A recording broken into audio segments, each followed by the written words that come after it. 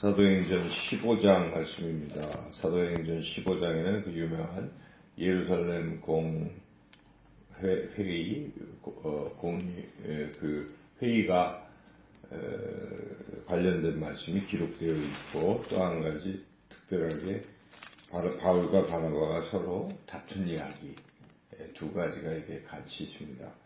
물론 이 바울의 전도 여행을 기준으로 본다면 이 바울과 바나바가 갈라서기 전까지가 이제 1차 선교로 보고, 물론 이 바울과 바나바가 갈라서는 시점부터 이제 2차 선교로 볼 수가 있죠. 새로운 선교지로 각각 또 나누어서 떠났기 때문에, 그래서 두 사건을 서로 이제 다르게 볼 수도 있지만, 어쨌든 15장 한 장에 같이 있어서 우리가 이 두 사건을 한번 같이 생각해 봐야 될 필요가 있습니다. 먼저 이제 이 앞에 나온 전반부에 나온 예루살렘 회의 이야기는 굉장히 중요한 겁니다. 이거는 이 이방인 선교가 공식적으로 허락된 이야기이기 때문에 매우 중요합니다. 그래서 우리 예수님께서 승천하시면서 제자들에게 부탁하시고 당부하신 말씀이 유대뿐만 아니라 사마리아와 땅끝까지 복음의 증인이 될 것을 말씀하셨기 때문에, 지금 이 땅끝을 향해서 나가는 게 사도행전에 있어서 매우 중요한 대목입니다. 근데 지금 1차 선교여행에서 바로 바울과 바나바가 성령의 지시함을 받고 이제 그 소아시아 지역 구브로를 거쳐서 소아시아 지역에 선교를 했기 때문에, 이방인 선교를 했기 때문에 굉장히 이제 큰 일을 했지만, 그러나 그 하는 과정에서부터 유대인들이 반대가 심했고, 또 한편 유대인 출신의 그리스도인들조차도 명확하게 이 복음을 확실하게 믿지를 않고, 그들이 가지고 있던 그 율법, 할례 이런 것과 지금 복합적으로 생각하고 이방인들에게도 할례를 받아야 된다는 이제 그런 기준을 제시하고 있는 거죠. 그래서 이 문제가 예루살렘 회의를 통해서 이제 해결이 됐습니다. 베드로까지 한편 같이 자기도 이제 이방인 선교를 했기 때문에, 고넬료 그 가정의 복음을 이방인 고넬료에게도 복음을 전했기 때문에 베드로가 특별히 힘을 실어줬고, 회의 석상에서 바울과 바나바는 이방인들에게 나타난 여러 하나님의 역사, 성령의 역사하심을 또 증언했고, 이런 여러 이야기들을 통해서 당시 의장이었던 예수님의 동생 야고보가 회의를 진행해서 결국 모든 사람들이 다 합의를 해서 이제 이방인 선교를 하자, 그들에게 할례 받는 거 강요하지 말자, 이렇게 결정이 된 것입니다. 그러면서 그렇지만 이제 약간의 거기에 보면 우상 제물이라든지 또 목매어 죽인 것을 거나 피 흘린 것을 가까이 하는 것은 안 된다는 것, 음행, 이런 몇 가지 조금은 사사로운 어떤 이런 작은 것들을 이제 또 규정화해서 요거는 그래도 좀 지켜라, 권고사항을 주면서, 그러나 지금 이 회의에서의 결정된 가장 중요한 것은 이방인들에게 이 할례 강요하지 말고 유대의 그런 율법을 강요하지 말라, 잘못된 것이다, 이것을 분명히 한 것이죠. 그래서 이제 본격적으로 공식적으로 이방인 선교가 전 교회적으로 이제 이루어지고 있다는 것을 보여주고 있습니다. 그래서 이 회의는 굉장히 중요한 것이죠. 그런데 이제 뜻밖의 사건이 이제 이어진 사건은 바울과 바나바가 다투었다는 것입니다. 그 다툼의 이유는 마가라 하는 요한, 바나바의 조카인 마가라 하는 요한을 다시 2차 선교여행에 데리고 갈 것이냐 말 것이냐 가지고 다툰 것입니다. 바나바는 자기의 조카이기도 하고, 또 바나바는 성품이 워낙 좋은 사람이라 실수하고 또 이런 사람들을 잘 다독거리는 스타일이기 때문에 한번 실수했지만 데리고 갑시다. 이렇게 해서 다시 한번 기회를 줍시다 하는 거죠. 그래서 바나바 참 좋은 사람이죠.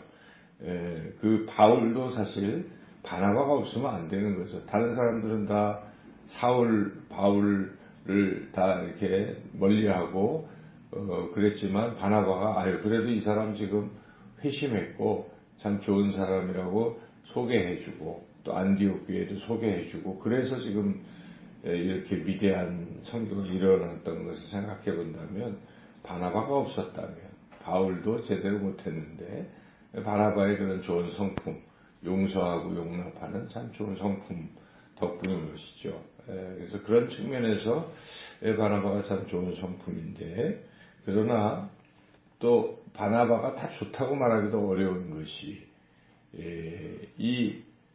나중에 보면 바나바가 조금 마음이 아주 강하지 못해서 약간의 그 외식하는 이런 일에 동참도 했다는 사실이에요. 그래서 갈라디아서 2장 13절에 보면 이 유대인 그리스도인들이 와서 이방인 교회에 와가지고 베드로부터 시작해가지고 이방인들과 같이 식사하는 것을 조금 주저한 거죠. 식사하고 있다가 이렇게 유대 출신의 그리스도인들이 오니까 얼른 자리를 피했던 것이죠. 그런 외식을 할 때 바나바도 그 자리에 있었다는 사실입니다. 그래서 바나바 역시도 그런 면에서 조금은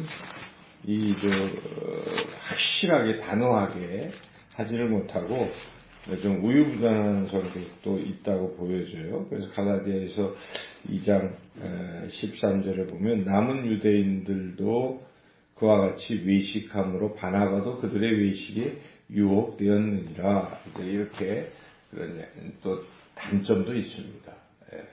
자, 그런 부분 그리고 이 다툼 사건 이후에 바나바 이야기는 나오지 않는다는 거죠. 사도행전에. 그러니까 이방인 선교는 이제 바울이 주도적으로 하게 됐다는 그런 것도 있고, 그래서 여하튼 이 사건에서 이제 바나바의 또 그런 좋은 점도 있고, 약간의 또 어려운 점도 있고, 바울도 물론 바울의 이러한 강직함 때문에 이방인 선교가 확실하게 자리매김을 하고 나아갈 수 있는 면도 있지만, 그러나 바울도 또 한편으로 보면 조금은 그런 측면이 없지 않아 있어 보입니다. 왜냐하면 나중에 베드로도 꾸짖고 하는 그런 강직함이 좋은 장점도 있지만 우리가 보면은 좀 그런 면도 있지 않겠어요. 그래서 참 이걸 해석하기가 쉽지는 않은데 중요한 것은 인간들이 완벽하지 않다는 것입니다. 바울도 그렇고 바나바도 그렇고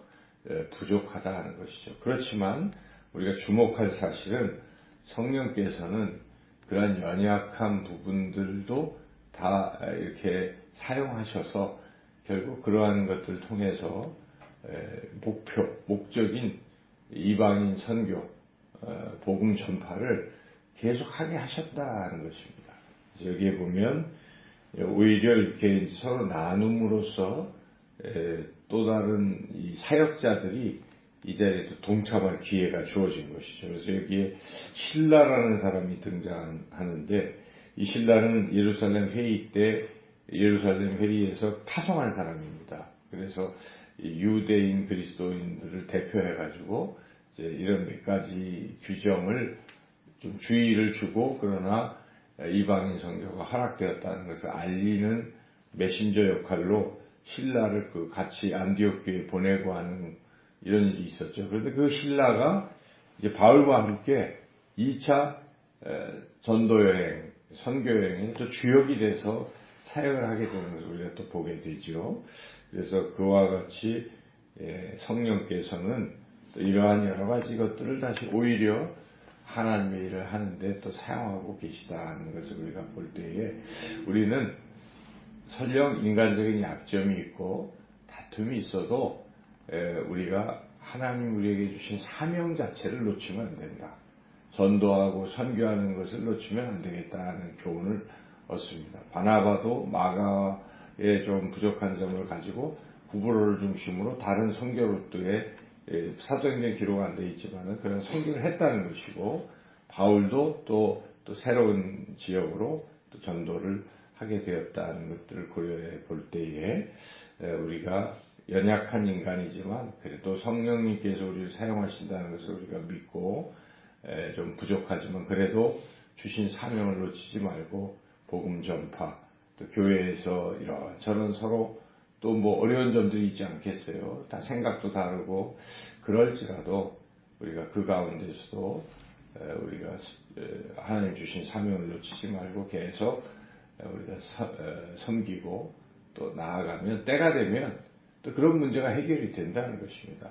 여기에 보면 바나바와 바울이 완전히 끝난 것이 아닙니다. 다시 바울은 고린도전서에 보면 바나바를 칭찬합니다. 그는 자비한 선교를 한 훌륭한 사람이다 라고 또 소개하고 있고, 그리고 마가를 여기서는 내쳤지만 나중에 또 마가를 특별히 또 총애합니다. 그래서 디모데 후서에 보면 바울이 마지막 임종 직전에 몇 명 이렇게 자기한테 오라고 하는 사람 중에 하나가 마가였다는 사실을 보면 바울은 또 결국 하나 되었다는 것을 우리가 알 수가 있죠. 그래서 그런 측면에서 우리는 모든 것을 끝장내듯이 교회에서 사람들이 서로 생각도 다르고 주의 일을 달리 생각해서 할 수도 있는데, 그걸 다 그냥 싸우고 다투고 끝, 그런 생각을 갖지 말고 그때는 그렇게 사역을 달리 하더라도 다시 하나가 되고, 또 그런 상황에서도 우리의 연약함을 인정하고